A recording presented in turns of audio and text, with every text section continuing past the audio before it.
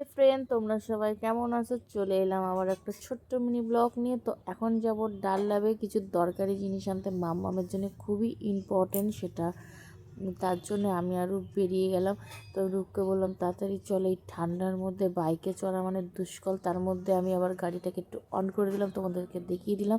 তো ফাইনালি আমি বাইক চালাতে পারি না বন্ধুরা, একবার চালাতে গিয়ে আমি শিখতে গিয়ে আমি পড়ে গেছি, সেই ভয় আমি আর বাইক চালাই না।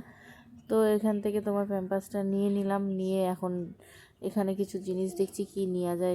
আর এই জিনিসটা আমি নিয়েছি, তোমরা কারা কারা খাও আমাকে কমেন্ট করে জানিও, আর কীভাবে খাও সেটাও কমেন্ট করে আমাকে জানিও।